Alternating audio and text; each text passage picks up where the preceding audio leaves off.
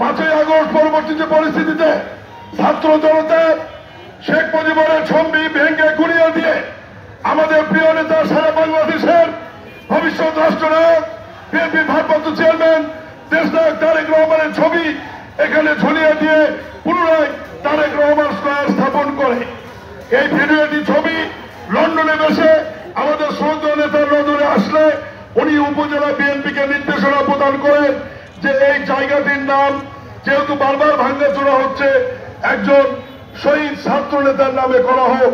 আমরা এখানে উপজেলা প্রশাসন, বৈষম্য বিরোধী ছাত্র আন্দোলনের সমন্বয়ক, সকল রাজনৈতিক দলের নেতৃবৃন্দের সাথে কথা বলে এই স্থানটির নাম আমরা পরবর্তীতে নির্ধারণ করেছি শহীদ মীর মুগ্ধ স্কয়ার, যে পানি লাগবে বলে মাথায় গুলিবিদ্ধ হয়ে মৃত্যুবরণ করেছে। এটাই বিএনপির ভারপ্রাপ্ত চেয়ারম্যান দেশনায়ক তারেক রহমানের উত্তরতা। সেখানে সারা বাংলাদেশে শেখ হাসিনা তার বাপের নাম প্রতিষ্ঠিত করতে করতে হাজার হাজার কোটি টাকা খরচ করেছে। সেখানে আমাদের নেতা বলছে আমার নামের দরকার নাই, এই আন্দোলনের শহীদের নামে নামকরণ করা হোক। বৈষম্য বিরোধী ছাত্র আন্দোলনের নেতারা আজকে এই আন্দোলনকে এবং এই স্বৈরাচারের পতনকে নিজেদের বলে দাবি করেন। আমি তাদেরকে বলতে চাই, ভাই আপনাদের তো দাবি ছিল কোটা বিরোধী আন্দোলন, আপনাদের দাবি ছিল মেধা না কোটা, কিন্তু আমাদের দাবি ছিল এক দফা।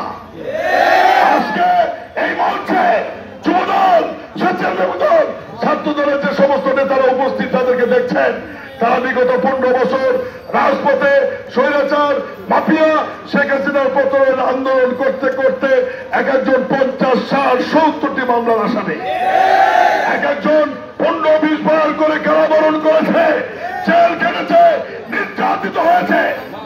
1 মাসে শেখ হাসিনার পতন হয়নি, 17 বছর সময় লেগেছে। আমাদের বিএনপি ভারপ্রাপ্ত চেয়ারম্যান দেশনায়ক তারেক রহমান লন্ডন থেকে নেতৃত্ব দিয়েছে। বিএনপির নেতা কর্মী ভাইয়েরা রাজপথ থেকে জীবন দিয়ে সরকার হটানোর চেষ্টা করেছে।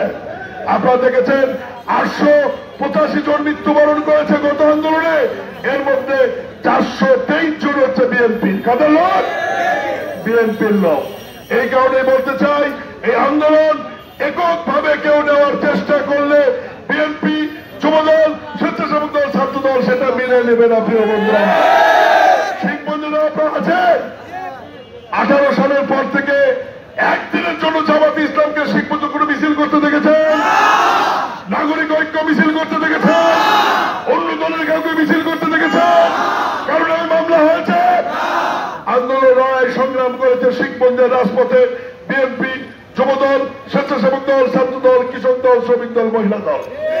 মামলা খেয়েছি আমরা, জেল কেটেছি আমরা, লড়াই করেছি আমরা। আর বেনিফিট অন্য কেউ নেওয়ার চেষ্টা করলে আমরা দেব না।